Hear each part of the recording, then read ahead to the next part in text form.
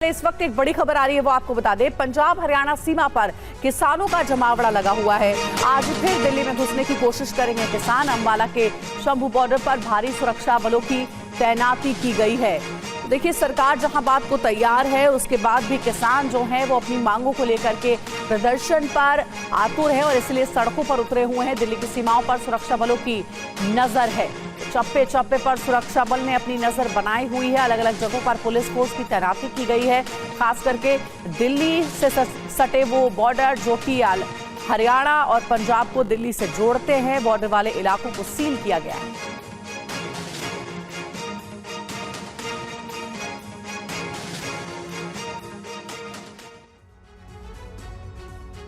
और अंबाला के शंभू बॉर्डर पर किसानों की बड़ी तैयारी है। बॉर्डर पर कई दिनों से राशन के साथ किसान जमे हुए हैं। हाथों में हथौड़ा लिए नजर आए हैं प्रदर्शनकारी किसान। किसानों ने मंगलवार सुबह 10 बजे तक का सरकार को समय दिया था कि या तो उनकी मांगे मान ली जाए वरना दिल्ली की तरफ कूच करेंगे, और हुआ भी यही। समय सीमा बीती तो तमाम जो किसान हैं वो पंजाब के अलग अलग जिलों से होते हुए पंजाब और हरियाणा के अलग अलग बॉर्डर से पहुंचे। अब आपको तस्वीरें मैं दिखा रहा हूं, यहाँ पर एक्सक्लूसिवली TV9 भारतवर्ष यहाँ पर इस वक्त की तस्वीरें दिखा रहा है जब स्थिति क्या रात को बनी हुई है। दिन की तस्वीरें भी हमने आपको दिखाई। अब रात को देखिए, अभी भी बहुत कुछ बदला नहीं है। एक तरफ किसान है, दूसरी तरफ जवान है, और ये देखिए सामने की तरफ निशान जरा जूम करके दिखाइए किस तरीके से लगातार यहाँ पर इस पूरे बॉर्डर को बंद किया गया है। मल्टी लेयर बैरिकेडिंग की गई है और अभी भी किसान इसी चीज़ पर आमदा है कि वो दिल्ली जाएंगे और अपनी बात जो है वो सरकार तक पहुंचाएंगे, और इसके लिए जो कोशिशें हैं वो लगातार जारी है। आप देखिए, अभी भी किसान जो है वो आगे बढ़ने की कोशिश यहाँ पर कर रहे हैं। देखिए, आप सामने आपको युवा किसान जो है वो नज़र आएंगे, और दूसरी तरफ आप देखेंगे तो वहाँ पर जो जवान हैं वो नज़र आएंगे, और बीच बीच में जो है यहाँ पर जो चेतावनी है वो भी दी जा रही है। और दूसरी तरफ आपको दिखाऊं तो क्योंकि अंधेरा है, हो सकता है आप तस्वीरें इतनी गौर से ना देख पाएँ, लेकिन आपको आवाज़ सुनाऊं तो सामने देखेंगे तो किसानों की जो गाड़ी है उसमें माइक लगाकर बाकायदा सामने कहा जा रहा है कि वो दिल्ली जाना चाहते हैं, अपनी बात बताना चाहते हैं, और इसी को लेकर के ये पूरी कवायद चल रही है। लेकिन दूसरी तरफ आप देखेंगे तो RAF और साथ ही साथ जो हरियाणा पुलिस है, अतिरिक्त सुरक्षा बल जो है उसकी तैनाती की गई है। मौजूद हैं पंजाब और हरियाणा के बीच शंभू बॉर्डर पर, और यहाँ पर देखिए किसान जत्थेबंदी जो हैं वो दिल्ली जाना चाहते थे लेकिन नहीं जाने दिया गया, रोक दिया गया। तो यहाँ पर देखिए अब एक स्थायी डेरा यहाँ पर बना दिया गया है। और देखिए लंगर व्यवस्था हम आपको दिखाते हैं, क्योंकि पिछले आंदोलन में हमने देखा था कि सबसे बड़ी जो ताकत थी वो लंगर व्यवस्था थी, क्योंकि जो किसान दूर दूर से आए थे अपने घरों से, उनके लिए लंगर की व्यवस्था की गई थी। तो यहाँ शंभू बॉर्डर पर भी लंगर की व्यवस्था की गई है। सत श्री अकाल जी, कहाँ से आए जी आप? बनूड़ तो जंगपुरा पिंड है जी। अच्छा, कितने लोगों का लंगर लेके आए? बना के लाए, ही बनाया है? नहीं, अगर बना के लेके आए हैं जी, अगर बन भी रहा है जी। और क्या व्यवस्था कर रहे हैं? कितना अंदाजा मान के चल रहे हैं? कितने लोगों के लिए, कब तक के लिए? कुछ ज़्यादा का दिल्ली कूच नहीं करते, ज़्यादा का अपना चलता ही रहना जी, जब तक दिल्ली नहीं पहुंच जाएंगे। हाँ जी, हाँ जी, जहाँ जहाँ डेरा रहेगा वो बनाते रहेंगे। रहेंगे। तो देखिए, इस तरीके की व्यवस्था यहाँ पर की गई है कि जो भी किसान इस आंदोलन में हिस्सा लेने आए हैं वो भूखे ना रहें, इसकी व्यवस्था यहाँ पर की गई है।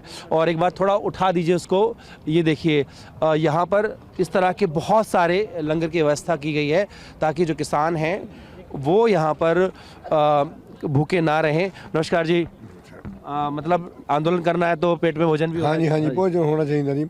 हमें जंग जीत के जाएंगे जी। जी हाँ जी, हाँ। जंग है किससे? जंग जी गवर्नमेंट गल, मोदी गल। हाँ जी, हाँ, हमारी मंगा पूरी कर दी, हमें भाग जाएंगे जी। मंगा नहीं पूरी हो रही है। लग रहा है बातचीत से कोई हल निकल पाएगा? नहीं, कोई हल नहीं जी निकला। और ये देखिए किस तरीके से हम जैसे जिक्र आपसे कर रहे थे कि लंगर है, उसमें खाना खिलाया जा रहा है, कहीं पर चाय पिलाई जा रही है। तो इस तरह के जो प्रबंध हैं वो किए जा रहे हैं, क्योंकि मान के चल रहे हैं कि लंबा ये संघर्ष चलेगा। उसको लेकर के देखिए यहाँ पर व्यवस्था की जा रही है और अलग अलग जगह से लोग आ रहे हैं। सत श्री अकाल जी, कहाँ से आए जी? पंजाब से ही, मोही खुर्द। तो लंगर यहीं आके बना रहे हैं या बना के लेके आए? नहीं, बना के लेके आए हैं। अच्छा, क्या इंतजाम करके चल रहे हैं? कितने लोगों के लिए? घट्टो घट 2-3 हज़ार बंदे का लंगर हैगा ही साडे कोल हुण भी। हाँ जी, तो देखिए इस तरह से व्यवस्था की जा रही है। और यहाँ देखिए जैसे हमने आपसे जिक्र किया कि लोग घायल भी हुए हैं, तो ये देखिए इस तरीके से यहाँ एम्बुलेंस भी लगाए गए हैं ताकि जो घायल लोग हैं उनको इलाज मिल सके। और यहाँ पर देखिए पंजाब पुलिस की तरफ से भी यहाँ पर जो सुरक्षा है वो भी हम आपको दिखा देते हैं लगातार। हालांकि पंजाब सरकार इस मामले में किसानों के साथ देने की बात कह चुकी है और कह चुके हैं कि जो किसान हैं उनकी मांगों को माना जाए। हरियाणा के 8 जिलों में इंटरनेट पर रोक अब बढ़ा दी गई है। 8 जिलों में 15 फरवरी तक इंटरनेट पर रोक बढ़ाई गई है। किसान आंदोलन को देखते हुए सरकार ने यह फैसला लिया है। देखिए, पहले इंटरनेट पर रोक लगी थी, लेकिन अब हालात को देखते हुए हरियाणा में 15 फरवरी तक इंटरनेट पर लगी पाबंदी को बढ़ाया गया है। इस बीच एक और बड़ी खबर है, किसानों के आंदोलन की वजह से आम लोगों को खासी परेशानी हो रही है। कल देर शाम घर लौटने वाले फंसे जाम में सिंघू बॉर्डर पर कल देर शाम लंबा जाम लगा। भलसवा फ्लाईओवर पर कल शाम लंबा ट्रैफिक जाम लगा रहा। और अब देखिए 3 तस्वीरें आपको दिखाएंगे कि कैसे किसान आंदोलन की वजह से आम लोगों को खासी दिक्कतों का सामना करना पड़ रहा है। एक तरफ पंजाब हरियाणा के शंभू बॉर्डर पर किसानों का जमावड़ा है, तो दूसरी ओर सीमाओं की नाकेबंदी की वजह से दिल्ली में कल देर शाम कई इलाकों में लंबा जाम लग गया। सिंघू बॉर्डर और भलसवा फ्लाईओवर पर बीती रात लंबा ट्रैफिक जाम रहा। और अब अपनी स्पेशल रिपोर्ट का रुख करेंगे। रूस से यूरोप तक हाई लेवल बैठकों का दौर जारी है। रूस ने पहली बार नाटो को सीधी जंग की चुनौती दे दी है। रूसी न्यूक्लियर बॉम्बर्स ने नॉर्वे के वायु क्षेत्र में घुसपैठ की है। नाटो ने अपनी एयरफोर्स और डिफेंस सिस्टम को स्पेशल अलर्ट पर रखा है। पोलैंड की खुफिया एजेंसी की रिपोर्ट है कि रूस पड़ोसी देशों पर बड़े हमले की तैयारी कर चुका है। हाइपरसोनिक मिसाइलें तैनात कर दी गई हैं। खतरे को देखते हुए पोलैंड में परमाणु हथियार तैनात किए गए हैं। रूस ने चेतावनी जारी कर दी है कि पोलैंड में अमेरिका के परमाणु हथियार पहुंचने का मतलब महाविनाशक जंग शुरू होना है। रूस ने महायुद्ध की क्या तैयारी की है, इस रिपोर्ट में देखिए पूरी खबर।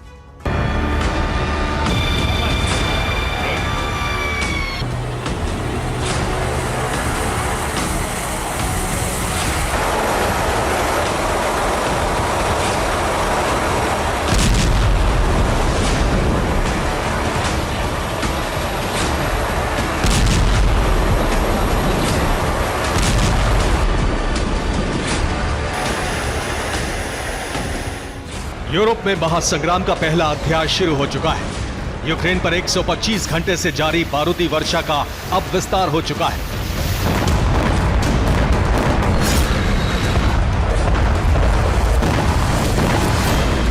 आठ फरवरी से 12 फरवरी तक रूसी सेना ने यूक्रेन के 22 शहरों में विध्वंस का बारूदी चक्रवात शुरू किया।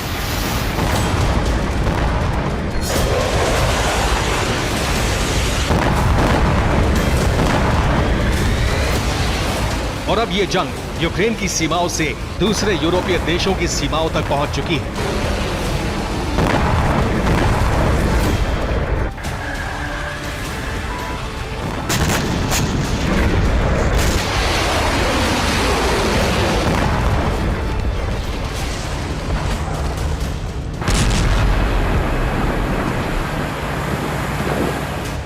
रूस ने युद्ध के नए फ्रंट खोले हैं स्वीडन, नॉर्वेजियन सागर और पोलैंड में। युद्ध के 2 मोर्चों पर उसकी भिड़ंत नेटो सेनाओं के साथ हो गई।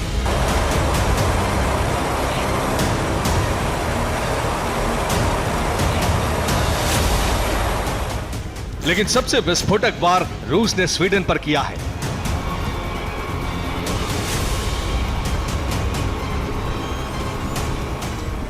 ये तस्वीरें स्वीडन के शहर गॉथेनबर्ग की है। गॉथेनबर्ग के एक अम्यूजमेंट पार्क में 12 फरवरी को जबरदस्त विस्फोट हुआ।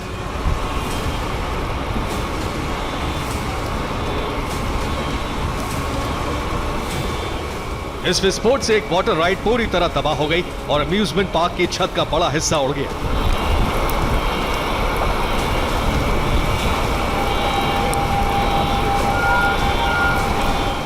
स्वीडन के गॉथेनबर्ग प्रशासन ने कहा है कि वाटर पार्क में विस्फोट से आसपास की इमारतों को भी नुकसान पहुंचा है। आसपास की इमारतों में रहने वाले 12 लोग जख्मी हुए हैं। वाटर पार्क में विस्फोटक कैसे पहुंचे, इसकी जांच की जा रही है। आशंका है कि धमाके में RDX इस्तेमाल किया गया है। अंदेशा है कि यूक्रेन के मददगार स्वीडन में इस घटना को रूसी एजेंट्स ने अंजाम दिया है।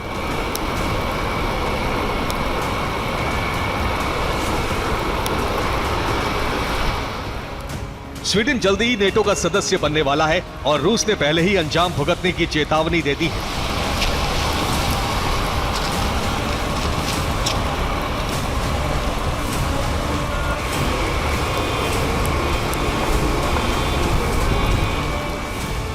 लेकिन सिर्फ इतना ही नहीं, रूस ने नेटो क्षेत्र में भी अपने न्यूक्लियर बॉम्बर उतार दिए हैं।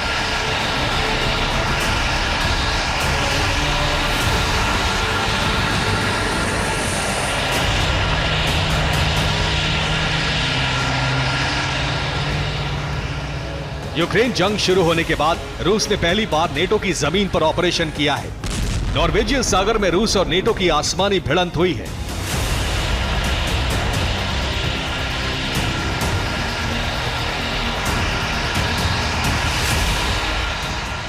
रूस के 2 Tu-95 MS न्यूक्लियर बॉम्बर ने 4 Su-35 जेट के साथ उड़ान भरी। 4 घंटे तक नॉर्वेजियन सागर पर उड़ान भरने के बाद इन न्यूक्लियर बॉम्बर्स ने नॉर्वे के वायु क्षेत्र में घुसपैठ की। नेटो सेनाओं ने 5 यूरोफाइटर टाइफून स्क्रैम्बल करके रूसी विमानों का रास्ता रोका। इसके बाद रूसी विमान बेस पर वापस लौट गए।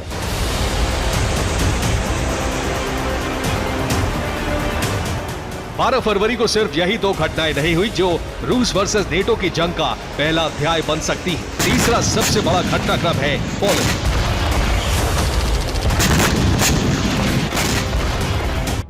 और एक बड़ी खबर है, सिंघू बॉर्डर पर 7 लेयर की बैरिकेडिंग की गई है। किसानों के आंदोलन की वजह से सुरक्षा और कड़ी की गई है। दिल्ली की सीमाओं पर धारा 144 लागू है।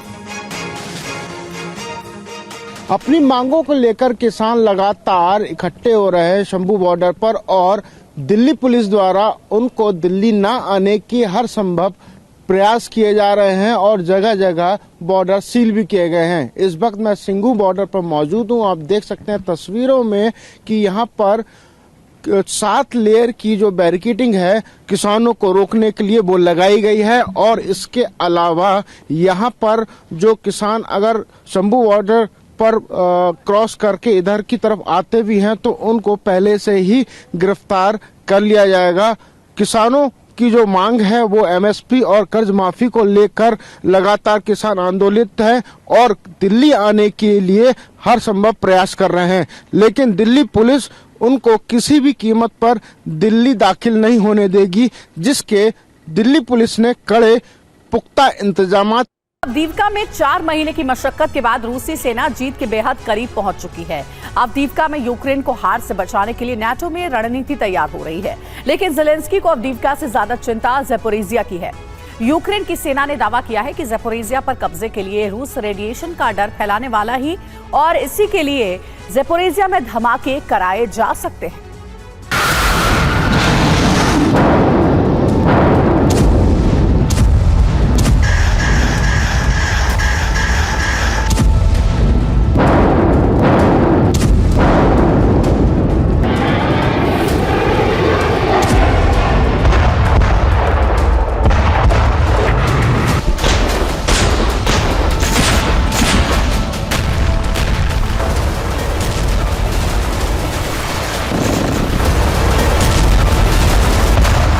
एक तरफ जीत का काउंटडाउन तो दूसरी तरफ एटमी विस्फोट की उल्टी गिनती।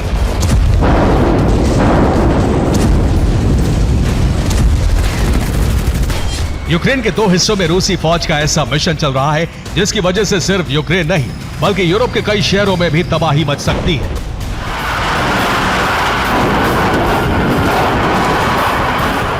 इनमें से पहला ज़ेपोरिजिया है तो दूसरा अवदीवका। अवदीवका में रूस की फौज संपूर्ण कब्जे के करीब है और जल्दी यहां रूसी ध्वज फहरा सकता है, तो दूसरी तरफ ज़ेपोरिजिया में एटमी विस्फोट का खतरा बढ़ता जा रहा है।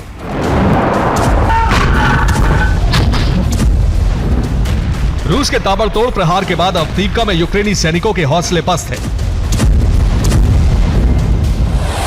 अवदीवका से ज्यादातर यूक्रेनी सैनिक बाहर निकल चुके हैं। माना जा रहा है कि चंद घंटों में रूस अवदीवका पर पूर्ण कब्जे का ऐलान करेगा। हालांकि यूक्रेन दावा कर रहा है कि हालात हाथ से बाहर नहीं निकले हैं। यूक्रेनी फौज चुनौती का सामना करेगी। यूक्रेनी सेना मुकाबले के लिए तैयार है। रूस ने यूक्रेन की बाकी फौज को खदेड़ने के लिए बख्तरबंद गाड़ियों का काफिला भेजा है।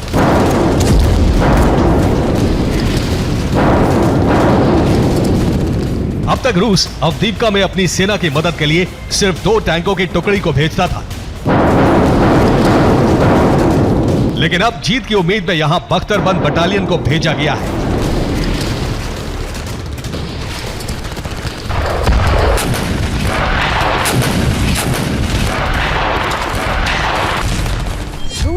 अवदीपका की जीत बेहद अहम, क्योंकि ये रणनीतिक लिहाज से बेहद खास इलाका है। रूस के लिए इस वक्त जीत आसान है, क्योंकि हथियारों की कमी के चलते इस वक्त यूक्रेन यहां पलटवार करने की हालत में नहीं है। अवदीपका में युद्ध की शुरुआत के बाद से रूस को कई बख्तरबंद वाहन गंवाने पड़े थे, जिसके बाद रूस की सेनाओं ने अवदीपका के आसपास पैदल सेना के नेतृत्व वाले हमलों की शुरुआत कर दी थी। हालांकि लाख कोशिशों के बावजूद रूस के सैनिक अवदीपका में यूक्रेन की सप्लाई लाइन को नहीं काट सके। ओरलिवका का स्टेट हाईवे सप्लाई लाइन है। ओरलिवका के हाईवे पर अभी भी यूक्रेन का कब्जा है। यूक्रेन की सेना को इसी रूट से रसद पहुंच रही है। अवदीपका पर रूस के ड्रोन और फाइटर जेट से बमबारी भी जारी है।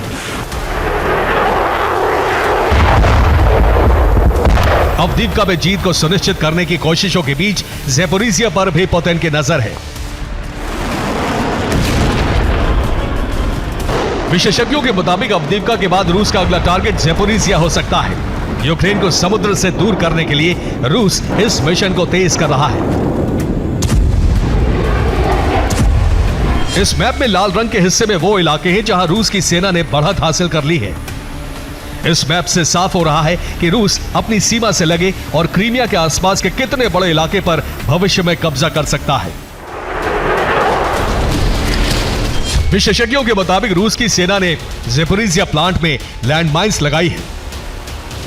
यहां बारूद का बड़ा भंडार है और रूस इस इलाके से कभी भी रेडिएशन का विस्फोट करा सकता है। ज़ेपोरिज़िया में रूस की सेना की वजह से क्या हो सकता है, आपको यह बताते हैं।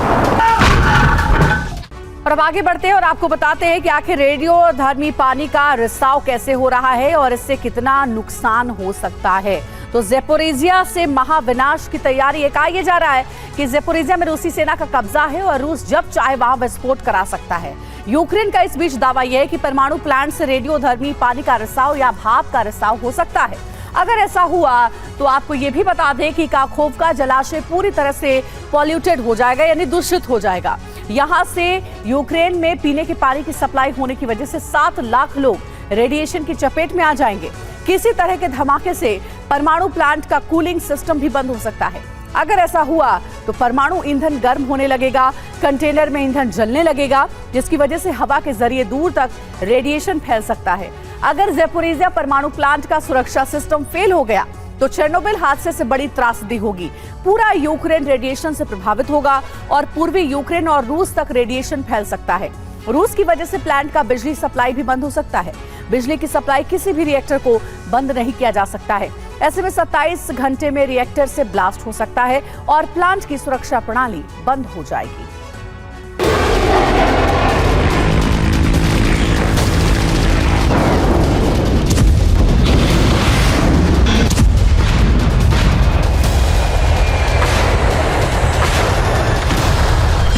यूक्रेन ने दावा किया है कि रिएक्टरों में बम रखे गए हैं जो 1986 में चेरनोबिल से 10 गुना अधिक विनाशकारी आपदा ला सकते हैं।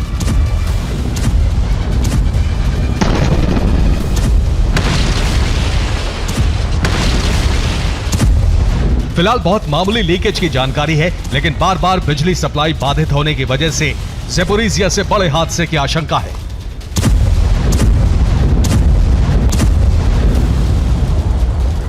एक यूक्रेनी कमांडर ने दावा किया है कि रूस परमाणु रिएक्टर में विस्फोट करवाकर इसका आरोप यूक्रेन पर लगाने की तैयारी में है। विशेषज्ञों के मुताबिक संयंत्र में एक बड़ा विस्फोट 40 देशों के 1 अरब लोगों को प्रभावित करेगा। यूक्रेन की सेना के मुताबिक अब रूस सेना की भारी तैनाती के बजाय छोटे छोटे हमलावर ग्रुप का इस्तेमाल कर रहा है। सैनिकों की संख्या बढ़ाने के बजाय जमीनी सेना के लिए हवाई सपोर्ट को बढ़ा दिया गया है।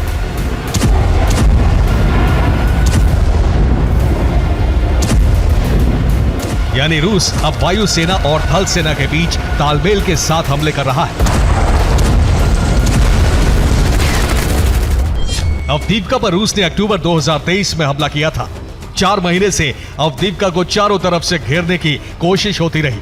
रूस ने शुरुआत में अवदीपका में हजारों जवानों को भेजा था। अनुभवहीन और नए सैनिकों की वजह से रूस को बड़ा नुकसान हुआ था।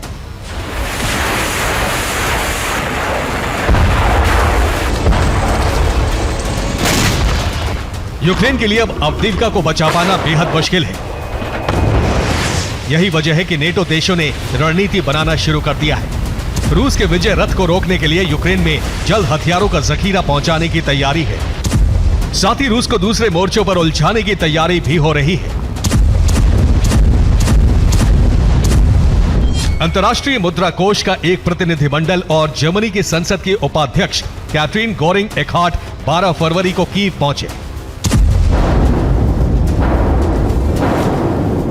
अवदीव्का पर कब्जे के साथ ही यूक्रेन की सेना को डोनेस्क से बाहर आने के लिए मजबूर होना पड़ा।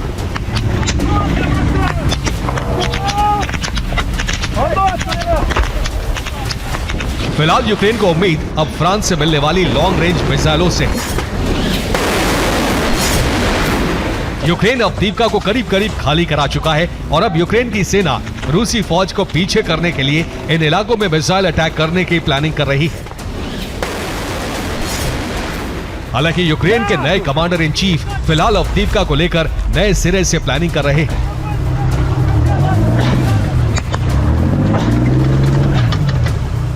माना जा रहा है कि यूक्रेनी फौज कुछ मोर्चों को छोड़कर अवदीव्का की तरफ कूच करेगी और फिर पूरी ताकत के साथ अवदीव्का पर पलटवार किया जाएगा। Bureau report, TV9 Bharatvarsh. Ukraine में कमांडर इन चीफ बदले जाने के एक बड़े बगावत की आशंका बढ़ती जा रही है। दूसरी ओर लगातार नाकामी से ज़ेलेंस्की की सत्ता पर पकड़ कमजोर होती जा रही है। रूस की खुफिया एजेंसी की रिपोर्ट में दावा किया गया है कि अब अमेरिका यूक्रेन की सत्ता को चलाने के लिए खास टीम का गठन कर सकता है। रूस की सीक्रेट रिपोर्ट में दावा है कि अब यूक्रेन की सरकार का पूरा कामकाज अमेरिका और ब्रिटेन जैसे देशों के इशारे पर होगा।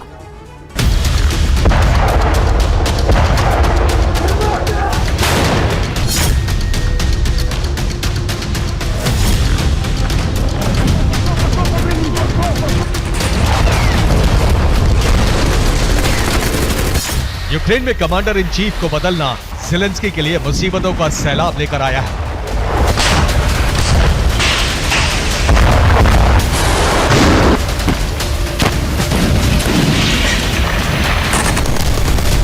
आम लोगों से लेकर सेना तक में मायूसी है, गुस्सा है और बगावत की सुगबुगाहट तेज हो गई है।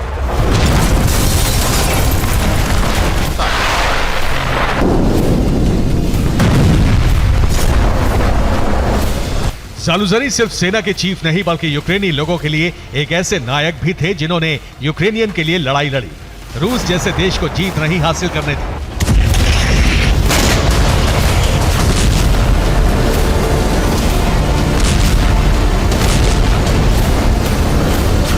सिर्फ पुराने जनरल ही नहीं बल्कि ज़ेलेंस्की ने जिसे नया कमांडर इन चीफ बनाया है वो भी ज़ेलेंस्की की मुश्किलें बढ़ा रहे हैं। कमांडर इन चीफ सिर्स्की का जन्म रूस में हुआ था। सिर्स्की ज़ालुझनी की तरह यूक्रेन में लोकप्रिय नहीं है। सेना में कई कमांडर ज़ालुझनी के लिए वफादार हैं। सिर्स्की और ज़ालुझनी के नाम सेना बढ़ती जा रही है। यूक्रेन की आर्मी में बढ़ते असंतोष को लेकर अमेरिका और नेटो तक में चिंता बढ़ रही है। यूक्रेन को हार से बचाने की कोशिशों के बीच कमांडर इन चीफ को बदलने का मुद्दा नेटो के लिए नई मुश्किल बन रहा है। अमेरिका फिलहाल ज़ेलेंस्की को नए फैसले लेने से बचने की सलाह दे रहा है, तो वहीं दूसरी तरफ यूक्रेन की सत्ता को चलाने के लिए रणनीति भी बन रही है।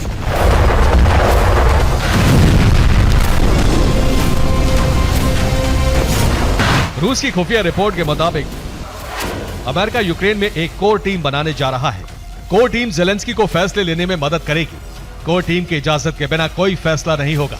यूक्रेन में ज़ेलेंस्की सिर्फ नाम के राष्ट्रपति रह जाएंगे। अमेरिका ही यूक्रेन की सत्ता को कोर टीम से चलाएगा।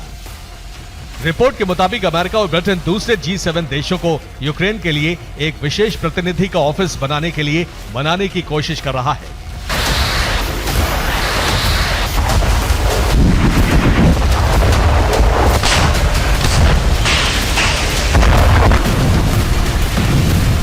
रिपोर्ट के मुताबिक अमेरिका कई यूक्रेनी अफसरों को ट्रेन करके कीव भेज रहा है। ज़ेलेंस्की को उन्हें अहम पदों पर बैठाने का निर्देश है।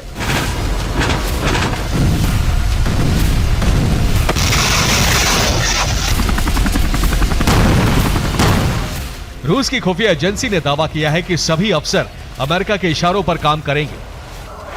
अमेरिका का प्रतिनिधि ज़ेलेंस्की के संपर्क में रहेगा, यूक्रेन की सरकार के कामकाज की पूरी जानकारी रखेगा।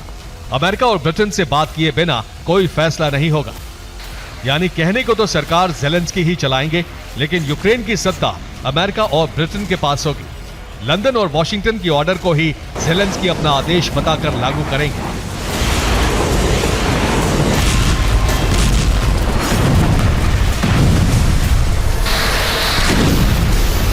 रूस की खुफिया एजेंसी को शक है कि यूक्रेन में सरकार सिर्फ नाम की रह जाएगी।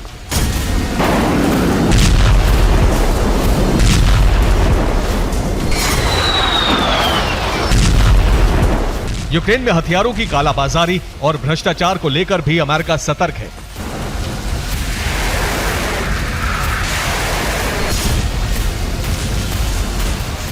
नेटो अब हथियारों की सप्लाई और यूक्रेन को दिए जाने वाले फंड पर खुद नजर रखना चाहता है। इसलिए भी नेटो की एक टीम का यूक्रेन में होना जरूरी माना जा रहा है।